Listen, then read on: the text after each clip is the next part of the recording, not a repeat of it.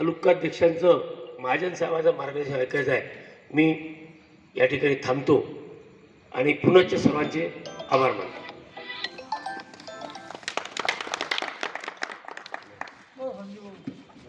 अरे अरे हम घर के आहे ना बा.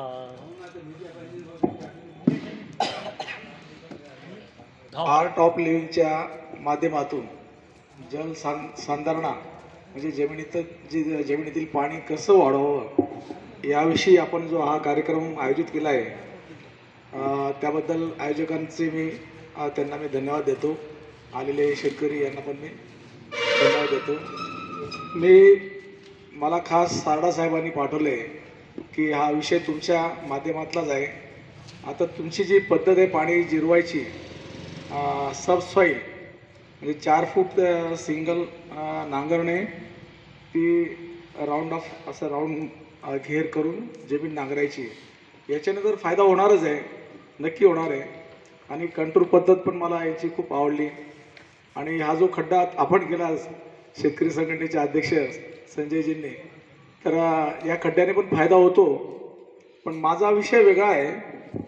मी 2016मध्ये मी अंडरग्राऊंड जम्बो शोषखड्डा तयार केला.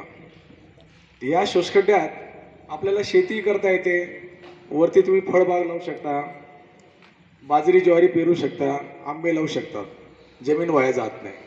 आता इतर जे खड्डे आहेत त्याच्यात तुम्हाला काही शेती पिकवता येत नाही. आणि मी ज्या पद्धतीने केलेला शोषखड्डा आहे याच्यानुसार तुमच्या विहिरी गॅरंटीने सांगतो 7.5 HP 2 डाग पंप डेली 8 तास पूर्ण उन्हाळा पावसाळा लागेपर्यंत जिवंत होतात. बोरवेलही जिवंतात. बोरवेल जिवंत करायची माझी पद्धत वेगळी आहे. पण अंडरग्राऊंड शोषखड्डासाठी मला सारडा साहेबांनी पाठवले.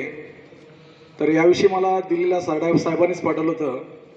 तर तिथे पण मी लेक्चर दिलं, माहिती दिली.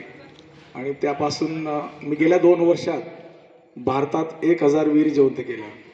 मला माझे फॉलोअर फोन करतात की आमचा फायदा झालेला आहे. तेही मला सत्कारला बोलत आहे. बीड, उस्मानाबाद, लातूर, खूप लांब लांबून मला फोन येतात.